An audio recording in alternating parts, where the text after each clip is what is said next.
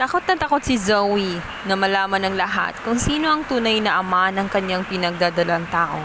Ayon ng ilantad ang katotohanan na si Dax ang ama nito.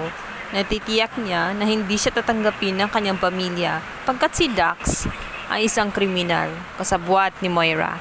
Ayaw ni Zoe na ipaalam sapagkat manganganib siya, maaaring makulong din siya kasama ni Dax, kung kaya't minabuti niya na walang makakaalam kahit na sino kung sino talaga ang tunay na ama ng kanyang pinagdadalang tao. Todo drama na nga siya sa kanyang amang si RJ. Sobrang kulit ni RJ. Subalit, ginawa ni Zoe ang makakaya niya nang sa ganoon tigilan siya ng kanyang ama. Subalit hindi doon nagtatapos ang pangungulit ni RJ dahil nag-aalala siya ng gusto sa kanyang anak kung sino nga ba talaga ang tunay na ama ng kanyang pinagdadalang tao.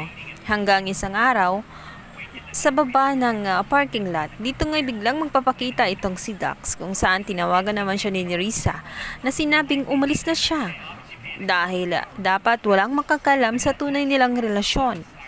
Minamadali siya ni Nerissa sapagkat ayaw niya na maabot nga kay Dax na buntis nga itong si Zoe. Subalit si Dax ay mapilit. Hindi siya basta-basta alis hanggat hindi siya nakapagpaalam kay Zoe. Kung kaya itong si Nerissa ay hindi makakapigil dahil talagang malalaman ni Dax ang katotohanan na si Zoe ay buntis. Kung kaya humanap siya ng tempo para makausap ito at akumpirma nga niya na buntis si Zoe at magiging tatay na siya.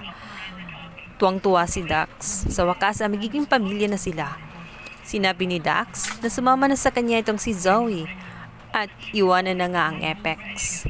Subalit, hindi sasama itong si Zoe. Alam niyang hindi pwede at walang magandang buhay kasama itong si Dax. Hindi niya ipagpapalit ang kanyang pagiging doktor sa isang taong kriminal na kagaya ni Dax. Mas gugustuhin na lamang ni Zoe na ilihim na lang ang tungkol sa kanilang dalawa at magpakalayo-layo na lang umano itong si Dax.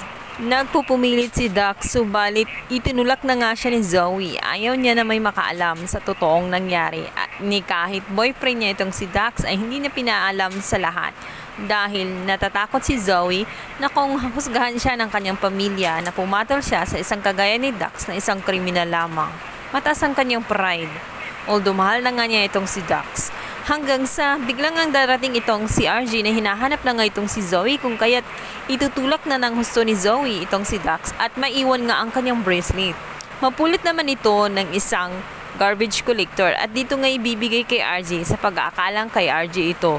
Dito na nga matutuklasan ni RJ na nagsisinungaling itong si Zoe. Ang sabi niya, ang kausap niya sa park ay ito ngang si Joy. Ngunit hindi. Nang tinanong niya si Joy ay hindi niya nakausap sa parking lot etong si Zoe. Kung kaya't natitiyak niya na ang may-ari din ng bracelet na yun ay ang lalaki nakabuntis kay Zoe na ayaw niyang aminin kung sino talaga. Sa kabilang banda, hindi nga umalis itong si Dax. Lalo't alam na nga niyang buntis itong si Zoe. Hindi niya pwedeng pabayaan basta-basta itong si Zoe.